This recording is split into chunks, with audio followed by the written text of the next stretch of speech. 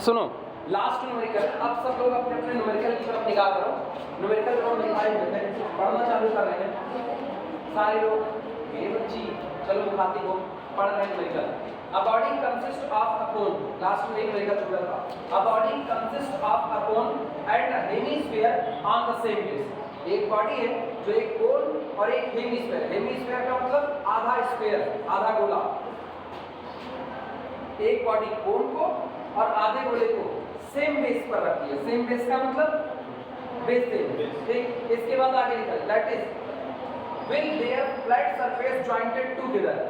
उनके जो चपटे सरफेस हैं वो आपस में जॉइंट कर दिए जाते हैं, यानी गोले के ऊपर का, नारियल के ऊपर का चपटा हिस्सा और इस आपके जो कोन है यानी जोकर वाली टोपी, उसके नीचे वाला जो सर्कुलर एरिया, दोनों चपटे एरिया हैं, दोनों को आपस में जॉइंट कर दिया जाता है, ठीक। इसके बाद rest on a horizontal table, इस पूरे सिस्टम को उठा करके एक हॉरिजॉन्टल टेबल पर रख दिया जाता है।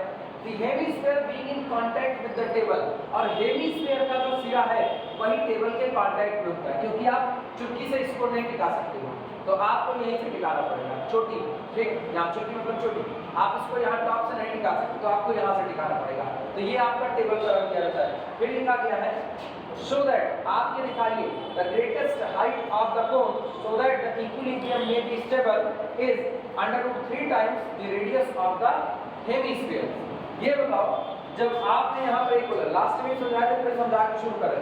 ये एक स्फीयर है, ठीक, हेमिस्फीयर, इसके ऊपर आप एक बहुत छोटा सा कोन रख देते हो, बहुत छोटा सा कोन, ऑब्वियस बात है, छोटा सा कोन है, टिका हुआ रहेगा, आया ना, टिका रहेगा। आप इसके ऊपर कोन थोड़ा सा और बड़ा कर दो, थोड़ा और बड़ा, आप व्यावहारिक पक्ष में समझ रहा, जैसे तुमको अगर ये समझना है, तो अगर छोटा कोन है तो हवा के थपेड़े कम सहेगा, और हवा के थपेड़े कम सहेगा तो स्टेबल होगा। जैसे ऊंचाई बढ़ेगी हवा के थपेड़े ज्यादा सहेगा, थोड़ा हिलेगा डुलेगा, ऊंचाई थोड़ी सी और बढ़ेगी हवा के थपेड़े थोड़े और सहेगा। हम हवा के थपेड़ों से समझा रहे हैं, बाकी ऐसी बात नहीं है, वो ऑलरेडी डिसबैलेंस होना चालू हो चुका हो। तो जैसे जैसे आप हाइट बढ़ा रहे होंगे वैसे वैसे धीमे धीमे उसकी अनस्टेबिलिटी बढ़ रही होगी। क्यों?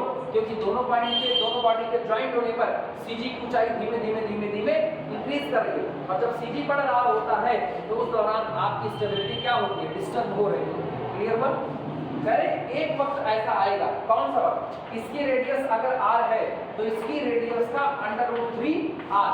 जब आप कोन की ऊंचाई इतनी रखेंगे तब तक आप स्टेबल रहेंगे, और जैसे आपने ऊंचाई इससे ऊपर की तुरंत आप कैसे हो जाओगे, अनस्टेबल हो जाओगे। यही बात आपको साबित करते हैं।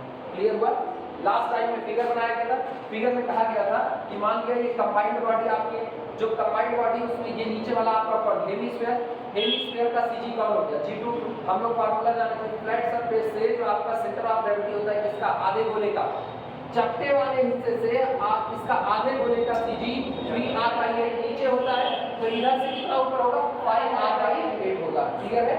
अब ये याद रखना एक चीज, जब आप सेंटर ऑफ ग्रेविटी नाप रहे होते ना, तो सेंटर ऑफ ग्रेविटी आप हमेशा नीचे से नापते हो।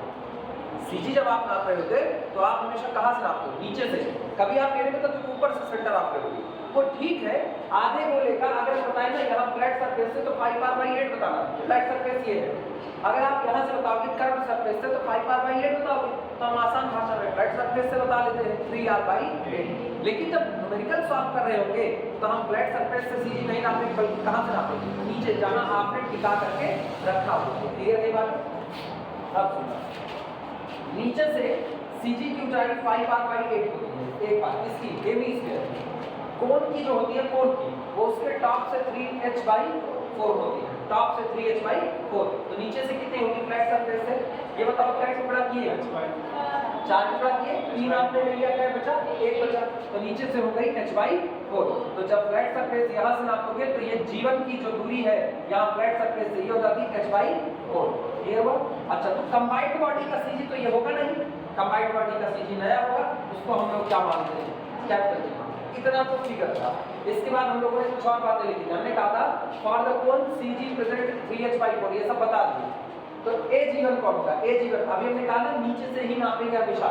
तो ए जीवन का मतलब है पहले तो ये हो गया h/4, पहले ये हो गया h/4, और ये आपकी होगी radius r, total radius r, क्योंकि ये हो गया 5r/8, ये हो गया 3r/8 यानी 8r/8 यानी r टोटल। तो r प्लस कितना हो गया h/4, तो ये हो गया r प्लस h/4। Volume of cone pi r square h upon कितना 3। तो अगर W आपकी यूनिट वॉल्यूम का वेट है तो टोटल वॉल्यूम का वेट कितना हो गया, उसी W से क्या कर दिया, मल्टीप्लाई कर दिया।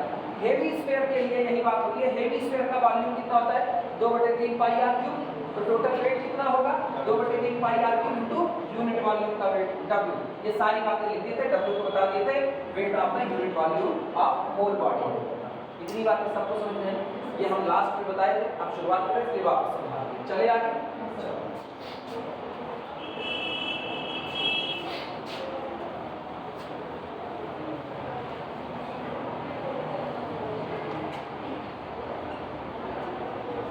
लिखने की शुरुआत, लिखना solution.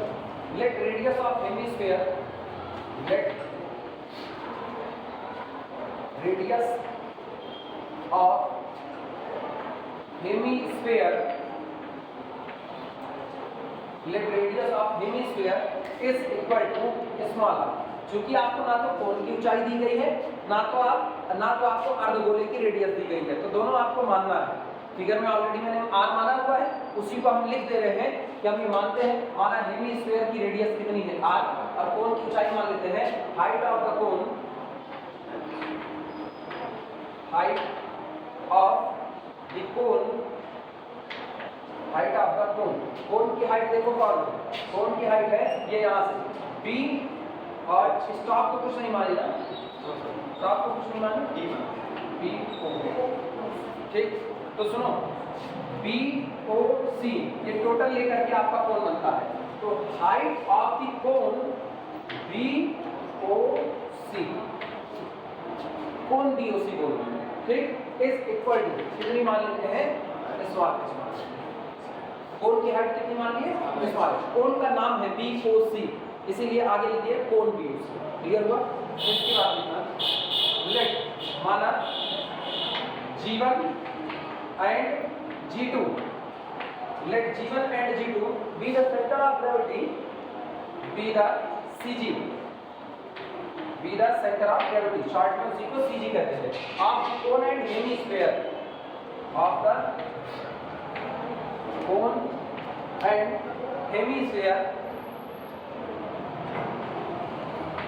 cone and hemisphere respectively, respectively क्रमशः, यानी जो G1 है वो कोण का CG है और जो G2 है वो किसका है, हेमिस्फीयर का CG है।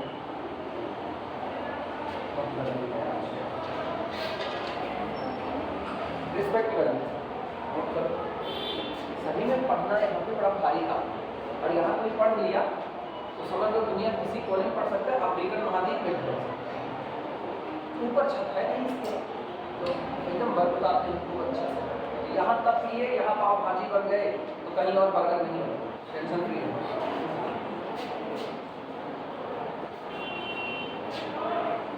चलो लिखना लाइन चेंज करके। अच्छा सुनो, अब यहाँ से हम AG2 निकालते हैं। ये बताओ AG2, क्योंकि सब कुछ नीचे से ही नापा जाएगा, तो AG2 मुझको पता है कितना हो जाएगा, पाई आर अपॉन कितना 8। लिखना AG2 is equal to AG2 is equal to 5R by 8। Clear है? जिनको जरा सी तकलीफ होगी, जरा सी तकलीफ होगी वो ये जानेंगे इसकी रेडियस आपने कितनी मानी R, और आपको पता है फ्लैट सरफेस से आप होते हो 3R by 8 लीजिए, तो total R minus 3R by 8 आएगा कितना, मेरे ख्याल से इतना इसको यूज किया गया है कि अब हम लोग कह सकते हैं कि 5R by 8 होगा। ठीक है, लिखना इसके बाद लेट माना, अब कंबाइंड बॉडी की CG हम लोग कैपिटल G मानते हैं, let capital G be the centre of gravity CG of combined body, of combined body, of combined body. एक therefore using formula, using formula याद करो।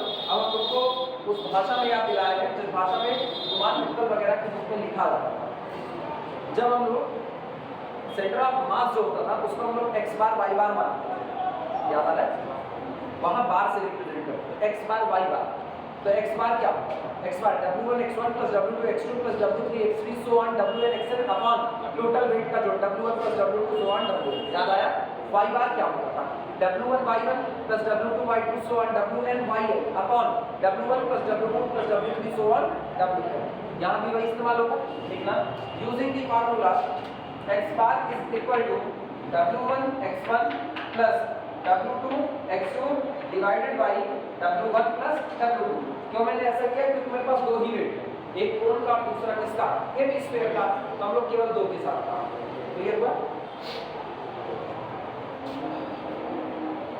एक्चुअली x के लिए मुझको y के लिए लिखना था, क्योंकि हम y कोऑर्डिनेट की बात कर रहे हैं, हाइट की बात करने जा रहे हैं। कोई नहीं, अपने समझदार चलेगा, मर्जी हो y कर सकते हो, लेकिन कोई दिक्कत नहीं ना। अच्छा सुनो, h is equal to ag, h is equal to ag। चलो लिखने की शुरुआत करें। सबसे पहले का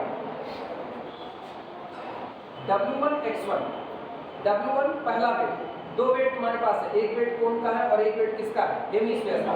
जरा कोण के वेट की तरफ निगाह डालो, कोण का वेट है पाई r square h upon 3w और हेमिस्फीयर का वेट 2/3 पाई r क्यूब इनटू w। लिखो कितना, 2/3। सबसे पहले हेमिस्फीयर का निकाल दो, तो हेमिस्फीयर का हुआ 2/3 पाई r क्यूब इनटू कितना, w। w इसलिए क्योंकि आपने टोटल बॉडी में जो पर यूनिट वॉल्यूम का वेट माना है वो स्मॉल w ही माना है टोटल बॉडी में। क्लियर हुआ? ये थोड़ा सा बड़ा हो गया फॉर्मूला, थोड़ा छोटा है।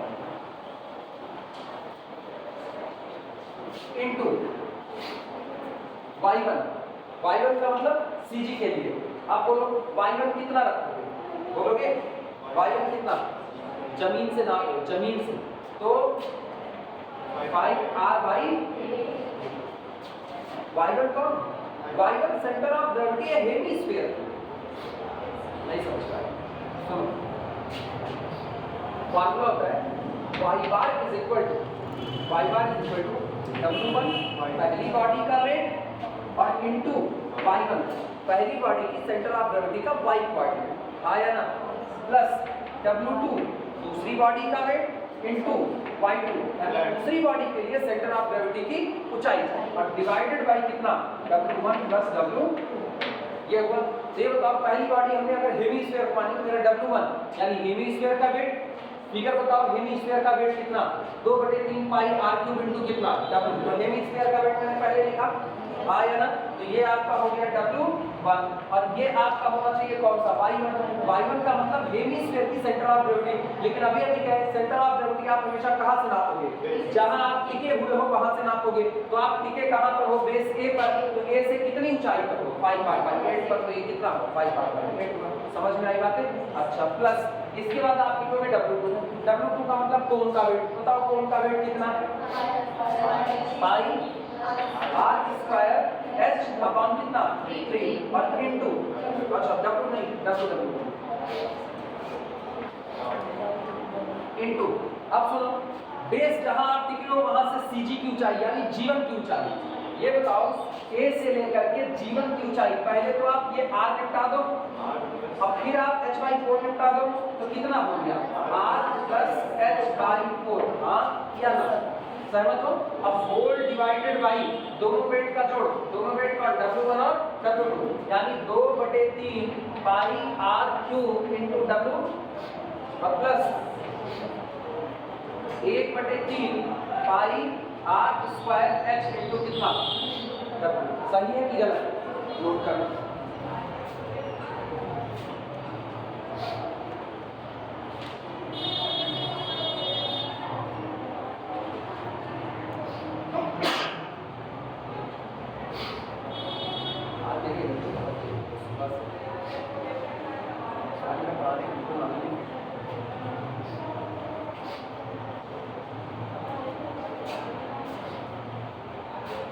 दो टेबलेट खा ली, उसके बाद में छींक आने वाले थे ना, अलग दुनिया में आप घूम रहे थे।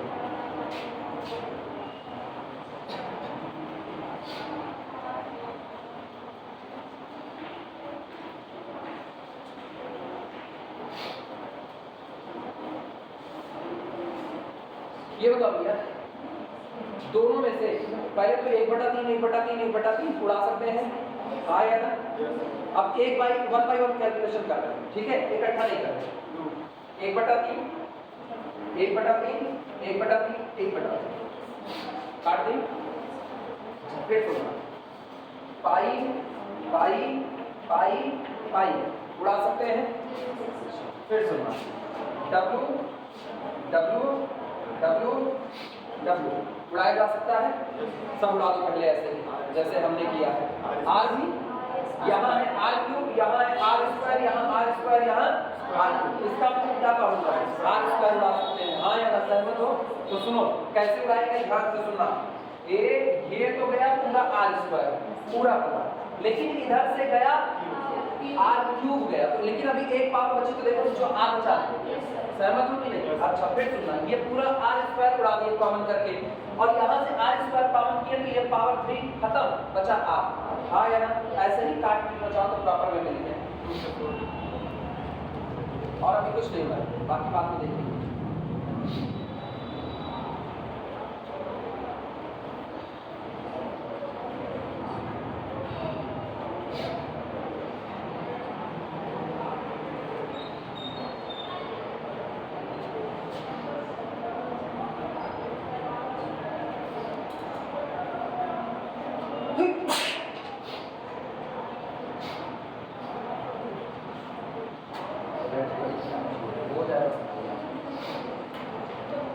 कुछ नहीं, बस खाली नोट रखिए एक बस। और सुनो जो कुछ था आओ सिस्टमैटिक लिखते हैं।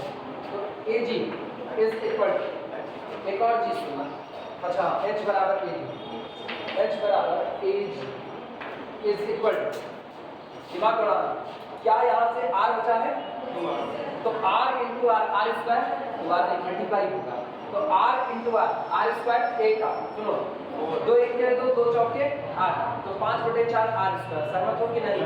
तो ये आपके पास हुआ 5/4 आर स्क्वायर, क्या लगेगा? उधर देखो क्या बचा, इधर आप देखोगे तो इधर केवल और केवल h बचा और r प्लस h/4 बचा, तो अगर हम h को मल्टीप्लाई करें तो hr प्लस h²/4, तो इधर से बचता है plus hr plus hr upon कितना 4, और 4 डिवाइडेड बाई h²/4, r नहीं रहेगा, h²/4, और नीचे क्या बचा उसको निकालो, क्या यहाँ से r बचा, यहाँ से 2 बचा, ये होगा 2r, और इतना कितना प्लस कितना 2r प्लस h, नोट करो।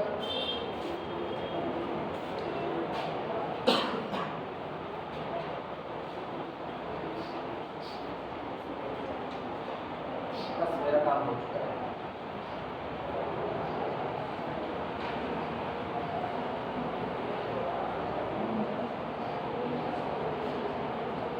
स्टेबिलिटी की कंडीशन चाहिए, कहा यह जा रहा है कि आप ये साबित कीजिए कि जिस दिन √3 रेडियस से बड़ा कोण लगाएंगे, कोण की ऊंचाई √3 into radius of AB square, इससे बड़ा लगाएंगे तो अनस्टेबल हो जाएगा।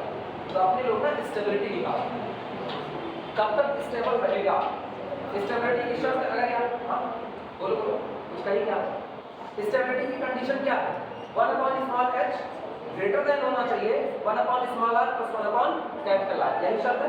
लिखना फॉर स्टेबिलिटी, लैंग्वेज लिखो फॉर स्टेबिलिटी, फॉर स्टेबिलिटी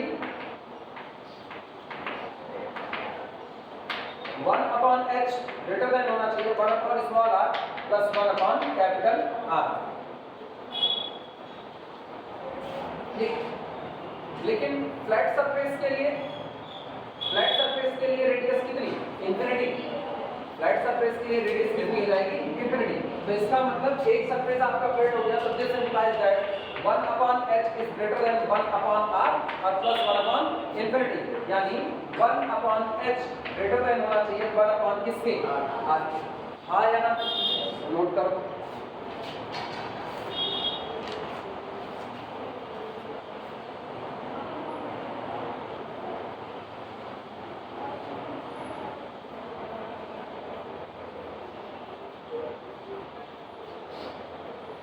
ये बात समझ पा रहे हो? कैपिटल आर किसके लिए माने हैं? कोण के लिए। कैपिटल आर किसके लिए माने? कोण के लिए रेडियस ऑफ कर्वेचर माने, मतलब रेडियस माने हैं। क्योंकि ये गौर करना, ये तो कर्व सरफेस है, तो कर्व के लिए तो रेडियस मैंने आर इसकी मानी है, तो आर इसकी रेडियस हो गई। लेकिन फ्लैट सरफेस के लिए, फ्लैट सरफेस ये चपटा हो गया, और अगर एक भी सरफेस आपका चपटा हो गया तो उसके लिए आर कितना हो जाएगा? इंफिनिटी पहुंच जाएगा। तो कोण के लिए कैपिटल आर कितना हो गया? इंफिनिटी। और शर्त हो गई 1/h ग्रेटर देन 1/r। जरा इसको पलटो, तो इसका मतलब है this implies that height h less than कितना? r। पक्की बात? नोट करो।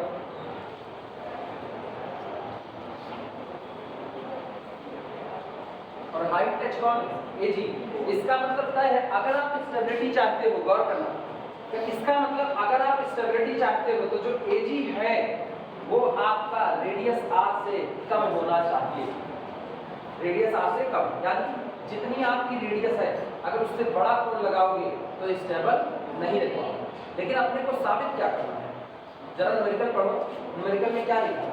लिखे हैं सो दैट इक्विलिब्रियम में बी स्टेबल, इक्विलिब्रियम में बी स्टेबल। लिखे show that the greatest height of the कोण, कोण की जो हाईएस्ट ऊंचाई होगी वो कैसी होगी? सो दैट द इक्विलिब्रियम में बी स्टेबल, कि आपका इक्विलिब्रियम स्टेबल बना रहे, वो कितनी होनी चाहिए? √3 times radius of the hemisphere होनी चाहिए। हाँ या ना? चलो, एजी की वैल्यू क्या तुमने अभी भी निकाली है कि नहीं? अभी भी तुमने एजी निकाला है, उठा करके एजी की वैल्यू पुट करो जरा। तो एजी कितना आया?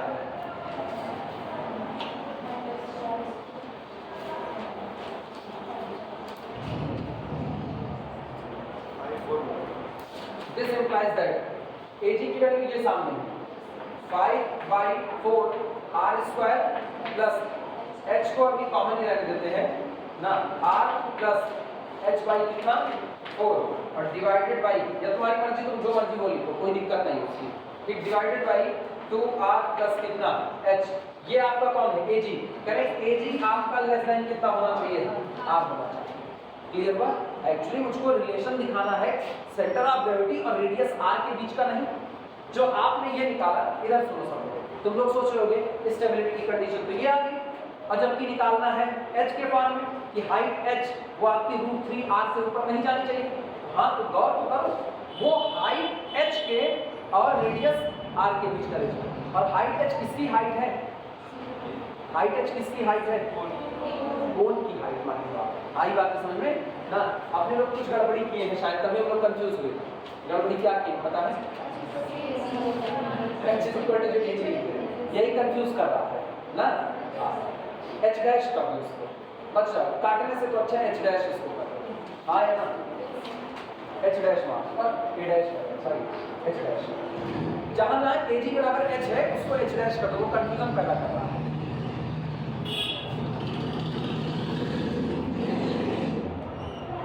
ये h डैश कौन सा? हाँ, फार्मूले को h डैश करना पड़ेगा क्योंकि 1/AG होता था ना, तो 1/h डैश 1/h डैश और ये 1/h डैश, तो ये हो गया। अब ठीक, कंफ्यूजन दूर हुई। वो अपने लोग कोण की हाइट भी h मान लिए और AG को h माना जाता था, तो वो कंफ्यूजन पैदा कर दिया। ठीक, कोण की हाइट h है और AG का मतलब कौन?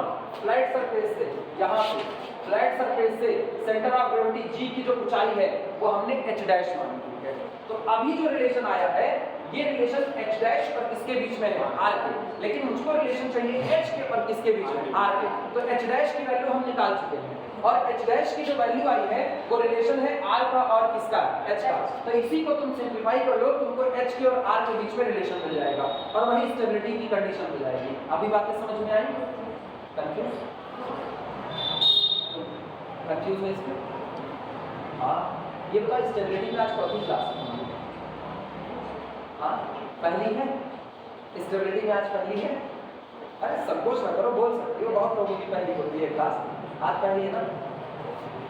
अगर पहली ना होती तो हम समझाने की कोशिश कर रहे हैं, इसीलिए पूछ रहे हैं। अब चूंकि पहली है, थोड़ा बहुत पढ़ी हुई ना, कैसे भाई जानना चाहते बोल सकते हो, कोचिंग में पढ़ी हुई हो, यूट्यूब चैनल से पढ़ी हुई हो, कहाँ से? यूट्यूब चैनल से पढ़ी हुई, मतलब थोड़ा थोड़ा आता है। ज़्यादा आता है थोड़ा तो थोड़ा बहुत आता है तो एक काम करना, पुराना वाला दोहरा डालना, क्योंकि बिना उसके बेस क्लियर होने से और कुछ होगा नहीं। जब तक बेस क्लियर होगा तब तक तभी ये समझ आएगा, अदरवाइज नहीं आएगा ना। अदरवाइज तो हम लोग ये गलती मार देंगे ऐसे। अब हम लोग पकड़ लेंगे, जो पढ़ रहे हैं वो पकड़ लेंगे इसको कि आपने गलती क्या कर दी थी। आपने केवल और केवल नामकरण संस्कार में गलती की थी। ठीक, दो लोगों के एक ही नाम छुटंकु, अब लंबा वाला भी छुटंकु, छोटा वाला भी छुटंकु, तो दोनों दौड़ करके आएंगे। जबकि छुटंकु छुटंकु है, बड़ंकु बड़ंकु है, तो आपको बड़ंकु को बुलाना है तो बड़ंकु बुलाना पड़ेगा। अरे बड़का बड़ंकु, सुनो ये है, this is the relation between h and r. लेकिन ये रिलेशन तारी है, ये रिलेशन कौन सा तारी। आपको तारी नहीं चाहिए, आपको दाल चावल प्रॉपर वे में अलग अलग चाहिए, तो आप एच को एक तरफ रखो और आर को दूसरी तरफ भेजो। तो सुनो, ये आपका कौन था 2r प्लस एच, सिंप्लीफाई करो 2r प्लस एच को उधर भेजो, भेज भैया 2r प्लस एच को उधर और सॉल्व करो, कितना होगा। दिस इंप्लाइज दैट, सुनो 5/4 r स्क्वायर आएगा प्लस कितना hr और प्लस कितना h की पावर 2 अपॉन कितना 4 इज लेस देन, सुनो 2r प्लस h को उधर भेजो तो 2r स्क्वायर और प्लस कितना rh। सहमत हो कि नहीं? क्या आप दोनों जगह पर RH और RH एक दूसरे को काट देंगे, खत्म हो गया। अच्छा, इसके बाद देखना 5/4 r स्क्वायर और इधर से 2r स्क्वायर, यानी इनको उधर भेज दे, r स्क्वायर को उधर भेज दे। आया एक्चुअल में ये कौन लिखा है, ये लिखा है 8/4 r स्क्वायर, सही लिखा है गलत? सहमत हो भाई? ये कौन था 2r स्क्वायर था, मैं लिख दिया 8/4, 4 1 4 4 दूनी 8। अब अच्छा क्या हुआ, ये है 5/4, उधर ले जाओगे तो -5/4 और ये कौन है 8/4, तो 8/4 -5/4 3/4 हुआ। तो इसका मतलब आपके पास यहाँ से हुआ h square upon 4 is less than, किससे कम है 3/4 r स्क्वायर। सहमत हो कि नहीं? और क्या ये बटे 4 भी खत्म हो जाएगा। और जरा तुम h के ऊपर का रूट हटाओ, तो जैसे आप h के ऊपर का रूट हटाओगे इसका मतलब आपकी हाइट, किसकी हाइट, कोण की हाइट कम होनी चाहिए इधर वाले में √3 इंटू कितना r। क्या यही प्रूफ करना था? इसका मतलब कंडीशन ऑफ स्टेबिलिटी ये है कि आपको अपने कोण की ऊंचाई स्फीयर हेमिस्फीयर की रेडियस r का √3 टाइम से कम ही रखनी पड़ेगी। अगर इसके बराबर लाए तो भी अनस्टेबल, ऊपर ले गए तो भी अनस्टेबल। क्लियर हुआ? प्रूफ होता है। एक गड़बड़ी अभी चला देती हूँ, गजब गलती, थोड़ा सा इधर का झुका।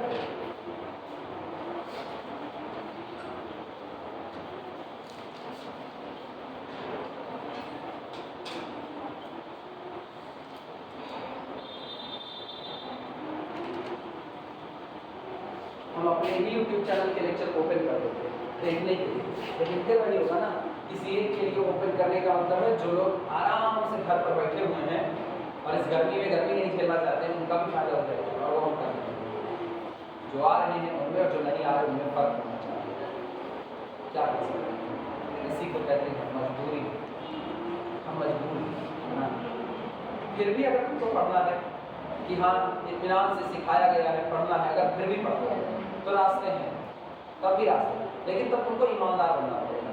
बेईमान की दुनिया में नहीं। तुम टेलीग्राम पे मैसेज करो, तुमको टेलीग्राम पे लेक्चर की लिंक प्रोवाइड करेंगे, व्हाट्सएप पे करो, तुमको लिंक प्रोवाइड करा देंगे, लेकिन वो लिंक तुम्हारे पास से कहीं जाना नहीं, तुम सुन करके खत्म कर दो, ठीक? क्योंकि जो क्लास नहीं आ रहे, देखो कॉलेज बॉडी आपकी वजह से बर्बाद हो गई। आप क्लास नहीं आ रहे हो, आप मतलब जो नहीं आ रहे उनकी बात कर रहे हैं, जो क्लास नहीं आ रहे हैं वो ऑब्वियस सी बात है एडमिशन लेकर के भी केवल बेवकूफ़ी वाला काम कर रहे हैं। दूसरा तुम ना हो वो भी हमको मंजूर, लेकिन वाइवा रूम में बैठ करके ना, मगर वो की तरह खाली इधर उधर देखो ना, लेकिन आप वाइवा रूम में भी बैठ करके आप खाली इधर उधर ताक रहे हो, कुछ भी पूछा जाए आप कुछ बता ही नहीं रहे हो, कुछ भी पूछा जाए कुछ नहीं। बाहर से कोई एग्जाम आ गया उसके आगे बेइज्जत हो रहे हैं बाकी सारे टीचर, जो ना पढ़ाए, जो पढ़ा रहा है वो भी बेइज्जत हो रहा है, क्योंकि उसका वाला भी नहीं को बता पा रहे हैं, तब दिक्कत होगी। हाँ, तो अगर तब पर भी पढ़ना होगा तो मैसेज कर देना, ठीक? लिंक ले लेना, सारे वीडियो सुन लेना, बाद में ओपन करेंगे, लेकिन अभी नहीं करेंगे, बाद में हम ओपन कर देंगे। मेरे को उसको छिपाने का कोई मतलब नहीं, बनाए हुए खाली लोगों को पढ़ने के लिए, सिंपल। मिटा जाए इसको, ये समझ में आया?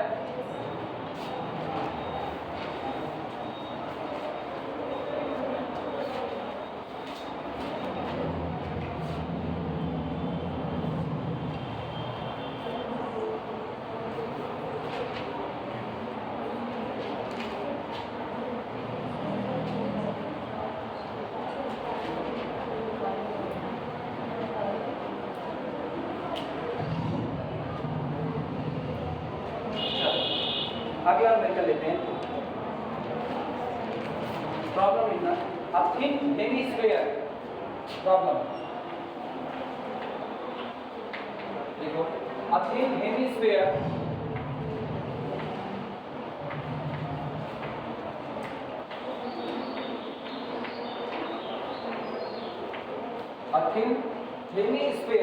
bowl of radius small b, bowl of radius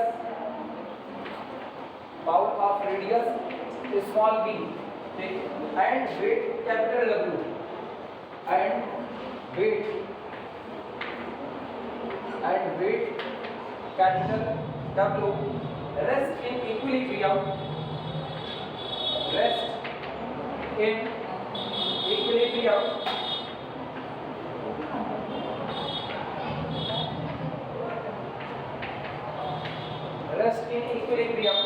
on the highest point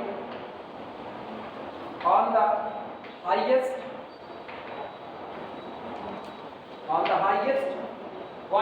a fixed sphere, highest point of a fixed sphere, highest point of a fixed sphere of radius small a, of radius small a, which is rough enough, which is rough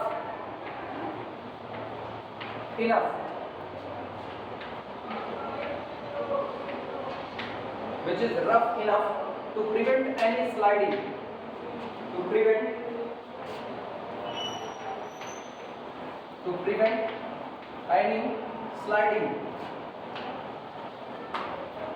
मैं एक बार पूरा लिख लो तब समझा रहे हैं। To prevent any sliding inside the bowl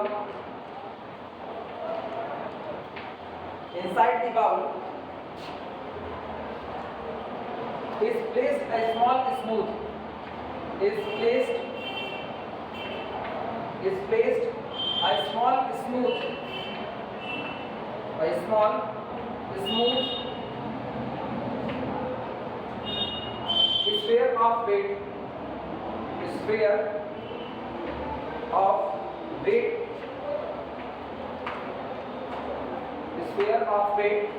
small w,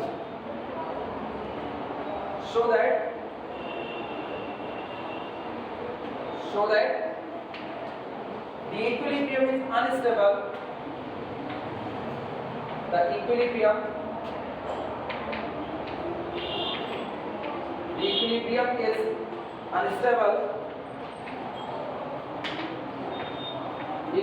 is unstable, unless 2dW less than capital W into a minus 3, पूरा लिख लो तब समझ में।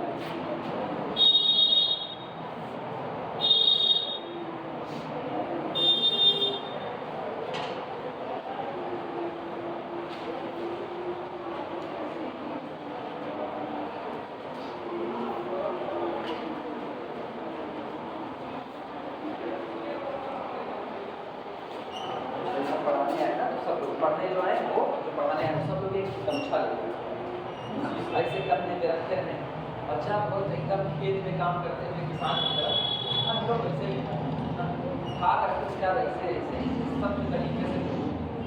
मेरी मम्मी बहुत तकलीफ में रहती है मेरे इस तरीके से सोचने से, और मेरी आदत पड़ी हुई है। कहते कौन कितनी देर तक गमछा लेके ऐसे ऐसे करे, एकदम बच्चों की तरह छोटे बच्चों वाली हरकतें उठाओ वहाँ पर ऐसे फिकर काम करना, बोलना हमको थोड़ी बोलना मम्मी को। अब यही बात कमेंट सेक्शन में कई लोग सुन करके कहेंगे इतने बड़े हो गए अपना अपना खुद नहीं बोल सकते हैं ना, पुरुषवादी सोच तुरंत कहे पुरुषवादी सोच नहीं होती ना। और आपको एक माँ को तकलीफ देता होगा कि बच्चा नालायक बच्चा, अच्छा तब वो कंट्राडिक्शन कर रहे हैं ना। आप सोचो वो आपको क्या करेंगे, एक नालायक बच्चा, हमें बच्चे हम हैं तो ऑफिस से मेरा काम मेरे घर वाले तो करेंगे।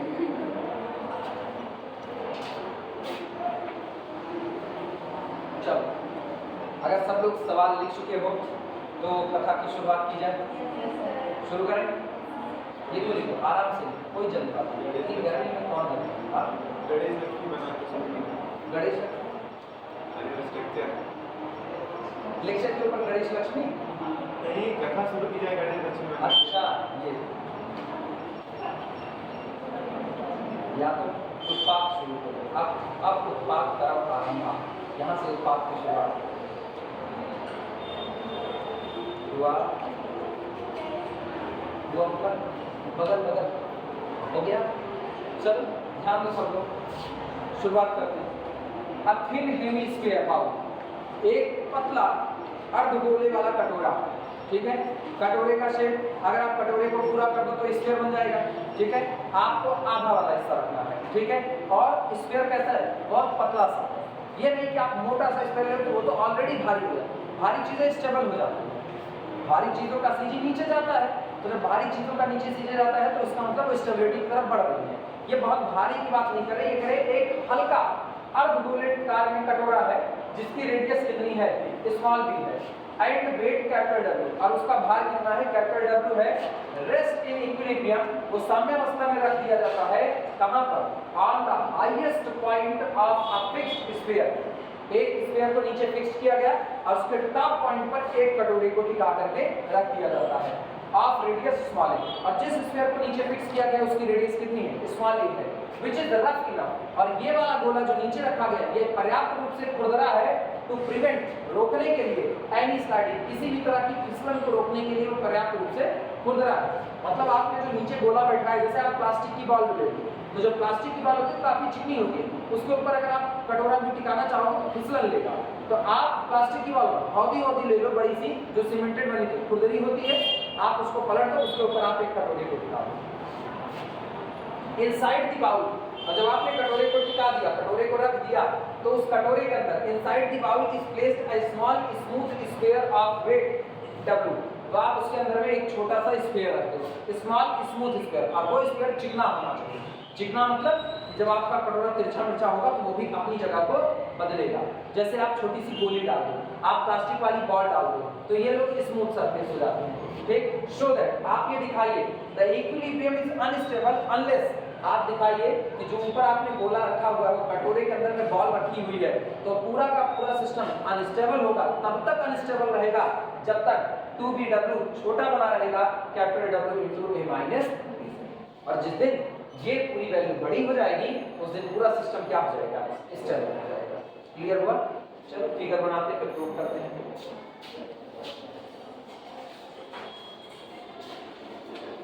एक फिगर बनाना ठीक है, नहीं मुश्किल है।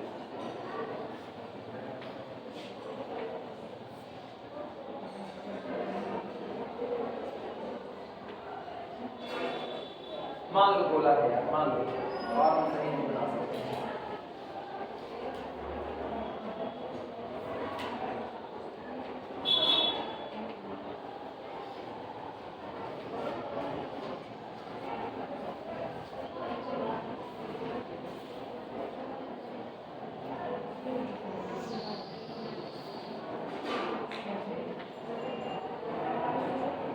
ये नीचे एक स्फीयर है, इसके ऊपर एक कटोरे को टिकाया गया है और इस कटोरे के अंदर में एक छोटी सी बॉल डाल दूंगा।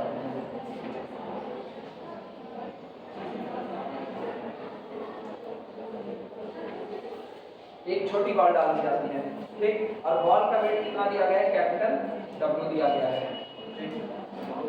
ये सेंटर है,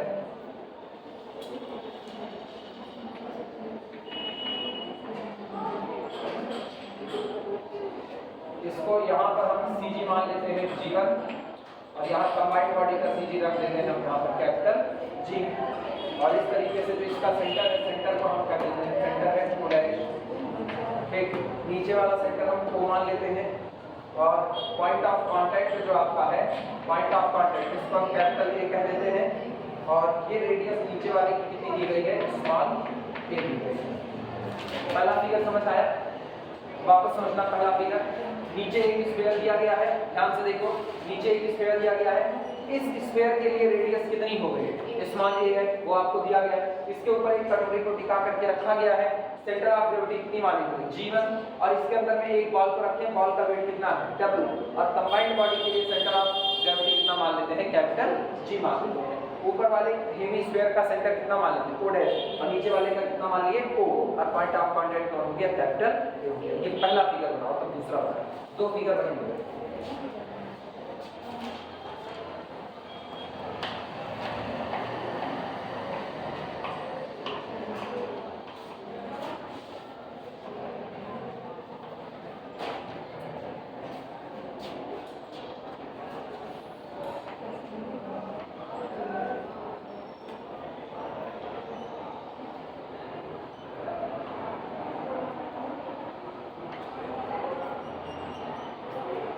दूसरा फिगर बनाए, अगर पहला बन गया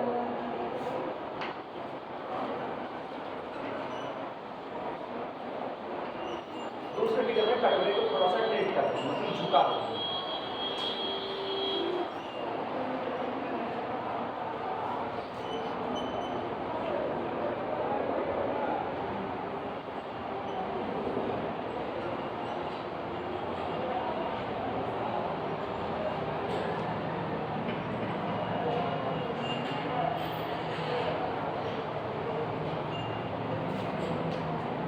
दूसरा फिगर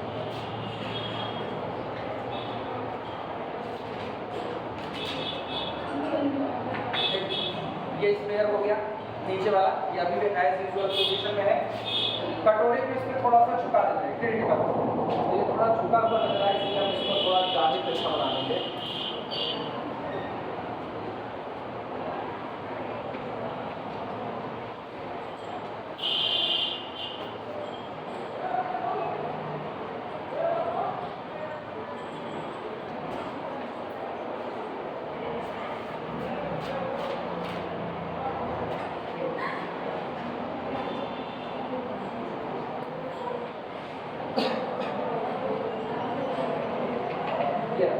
कटोरे को थोड़ा सा झुका दो। अच्छा ये बताओ, अगर कटोरे को झुकाओगे तो गोली अपनी पोजीशन बदल देगी कि नहीं? गोली अपनी पोजीशन बदलेगी। तो गोली की पोजीशन मान लो हम यहाँ पर है, यहाँ पर छोटी सी गोली है, उसकी पोजीशन यहाँ आ गई, क्लियर हुआ? और अगर उसकी पोजीशन यहाँ आ गई तो ये इसका सेंटर है, ये इसका सेंटर रहा, ठीक। और अगर हम यहाँ बात करें तो point of contact capital A है। जब आप इसको झुकाओगे तो नया पॉइंट ऑफ कांटेक्ट मिलेगा, पुराना वाला यहाँ चला जाएगा, हाँ या ना? इसको हम इससे मिला देते हैं, और जो CG था पुराना वाला, अब उसकी पोजीशन यहाँ आ गई, CG यहाँ आ गया, तो हम ये पॉइंट पा गए G1। भाई जब आप कटोरे को झुकाओगे तो CG अपनी जगह बदल देगा। अभी CG एक वर्टिकल लाइन पर मौजूद था, लेकिन जब आपने झुका दिया तो स्टेबिलिटी तो रह नहीं गई, आपने उसको डिस्टर्ब किया, तो CG अपनी जगह बदल करके, G1 बदल करके यहाँ पर आ गया, क्लियर है? और सुनो, यहाँ से फोर्स क्या काम करेंगे, एक तो ये जो अंदर में गोली पड़ी है इसका वेट नीचे काम करेगा, तो गोली का वेट नीचे काम करेगा, और गोली टिकी है किसकी सतह पर, बाउल की सतह पर, तो बाउल की सतह पर नॉर्मल रिएक्शन ठीक ऊपर की तरफ काम करेगा, तो इसका मतलब गोली का वेट नीचे आएगा, ये गौर करना। और CG यहाँ सेंटर से गुजर रहा है, ऐसे बना दो, गोली का वेट नीचे की तरफ काम करेगा, ये आपका कौन हो गया, W हो गया, स्मॉल w, और नॉर्मल रिएक्शन ऊपर की तरफ काम करेगा, तो नॉर्मल रिएक्शन को दिखा देते हैं कैपिटल R से, ठीक। और ये सेंटर यहाँ से इसको मिला देते हैं, चाहे तो यहाँ से, ये अभी भी कौन है, कैपिटल O है। दोनों फिगर बना लो तो शुरू करेगा, बस मेरा काम हो गया। और कटोरे का वेट कितना है, W, ऊपर जो कटोरा रखा है उसका वेट कितना है, W, वो आज भी कहाँ से काम कर रहा होगा, सेंटर ऑफ ग्रेविटी G1 से, यहाँ से कैपिटल W काम करेगा नीचे की तरफ, और स्मॉल w कौन है, स्मॉल w गोली का वेट है, वो नीचे की तरफ काम करेगा।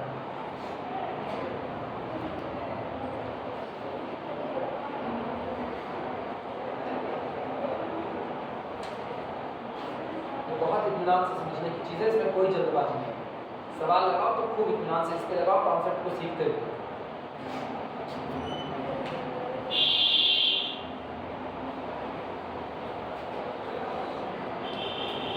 केमिस्ट्री चल चुकी चल गए, फिजिक्स के बाद मैथ के बाद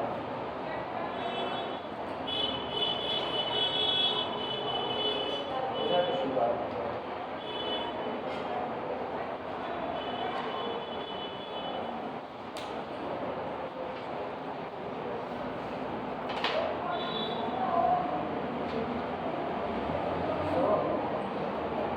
हेमिस्फीयर का सीजी कहाँ माने?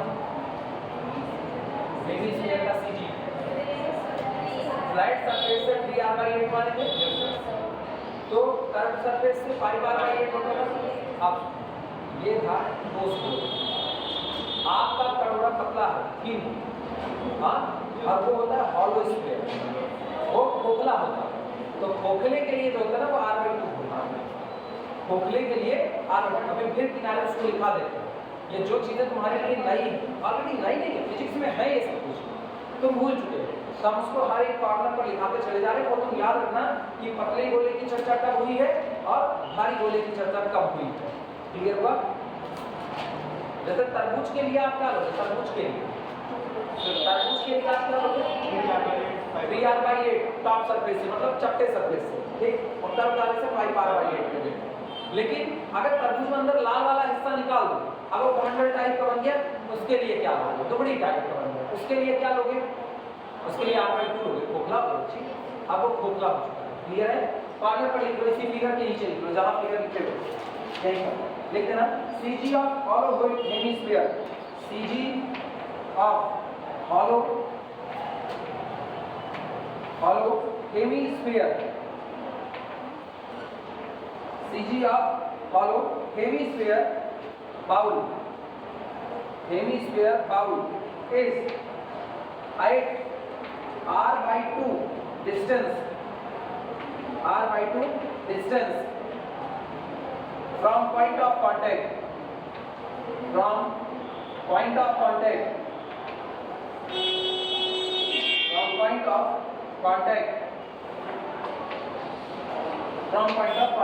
that is अर्थात at mid, ठीक। और r बराबर कौन है? r is the radius of bowl,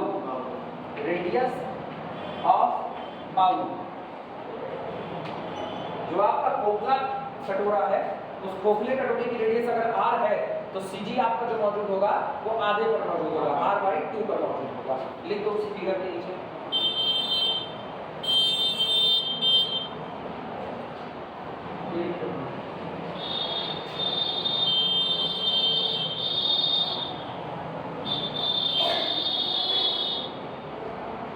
हमें जरूर लखनऊ में एग्जाम दे रहे कोई इंटर कॉलेज का, डिग्री कॉलेज, वो इतना बेहतरीन ना हो, क्लासरूम में बैठने के बाद ऑटोमेटिकली आप पढ़ने का बड़ा असर पड़ता है, क्लासरूम में बहुत असर पड़ता है। मतलब कमरे की डिज़ाइन कैसी थी? मतलब नॉर्मल कमरे जैसी थी, लेकिन इधर जहाँ पर ग्रीन बोर्ड था, इसके पीछे की पूरी दीवार जो थी, पूरी दीवार ब्लू कलर की थी। सोचो इधर ग्रीन बोर्ड लगा है, पीछे पूरी दीवार आपकी कैसी है? ब्लू, ठीक।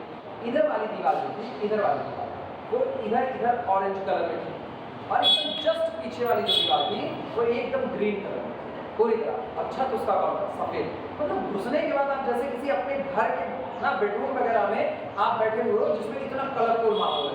और हमने सोचा मेरा ही कमरा ऐसा है, उसके बाद निकलने के बाद एग्जाम देकर के क्यूरियोसिटी में हम पूरा घूम डाले, और सब ऐसा जितने थे सारे ऐसे।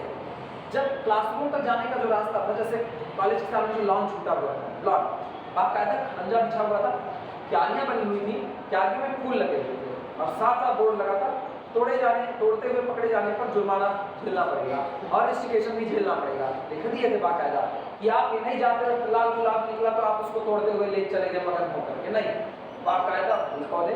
और जो पेड़ ओड़ लगे हुए थे उसमें एक वो गुलमोहर वाला भी पेड़ लगा हुआ, तो एकदम रेड कलर का, नीचे भी पत्तियां उसके गिरी हुई थी, बिछा हुआ था, बड़ी बेहतरीन।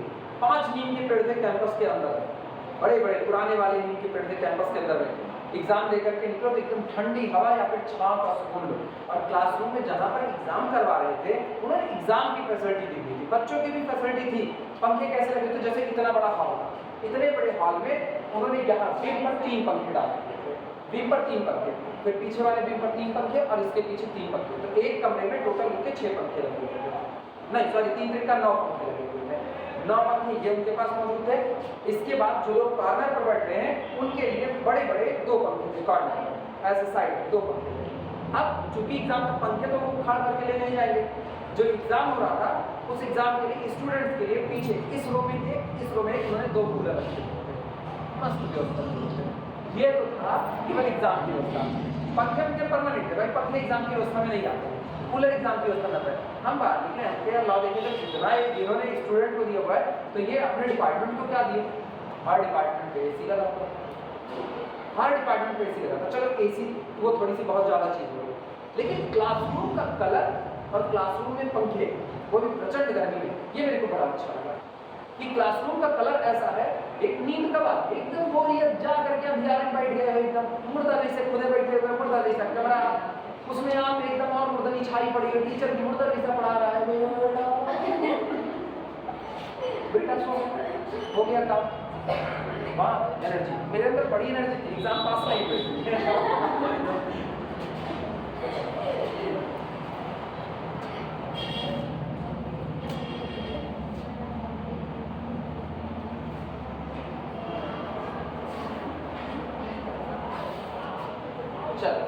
शुरुआत लिखना।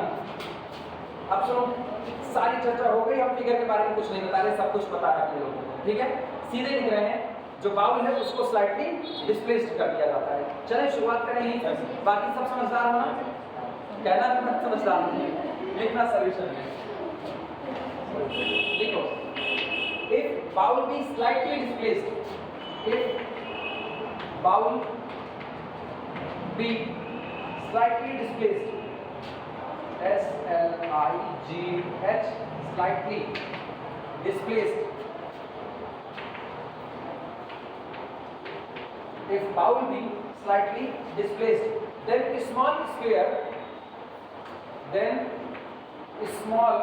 sphere, मतलब अंदर में जो छोटी वाली गोली पड़ी हुई है, small sphere is in equilibrium, वो साम्य अवस्था में रहता है, is in equilibrium,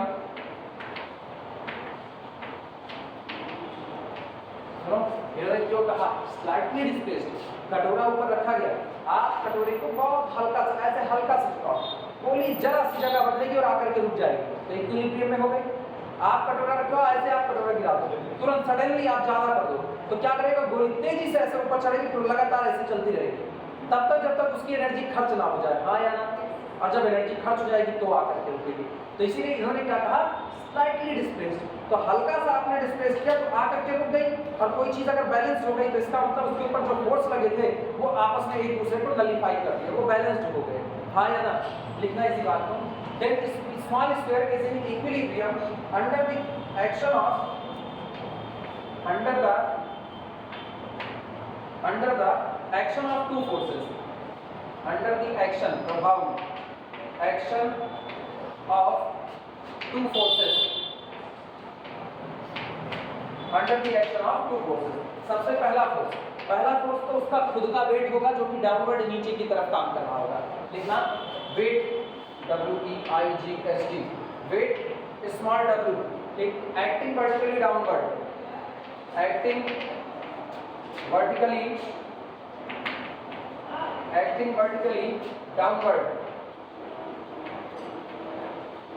acting vertically downward, ठीक। और दूसरा क्या होगा, दूसरा सतह का रिएक्शन कैपिटल R जो ठीक ऊपर की तरफ लग रहा होगा। भाई गोली टिकी है बाउल की सतह पर, और जब आप किसी सतह पर खड़े होते हो तो आप बैलेंस इसलिए हो क्योंकि एक नॉर्मल रिएक्शन ठीक ऊपर की तरफ सतह लगा रही है। तो दूसरा वाला फोर्स है second, normal reaction capital R, normal reaction capital R is between small sphere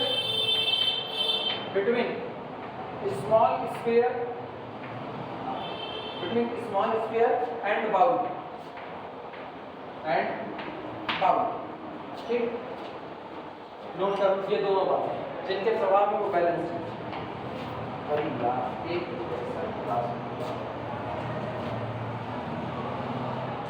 physics department खुला है, दिखे तो थे मिनट 5 सर आपको सवाल देखा तो खत्म नहीं होगा।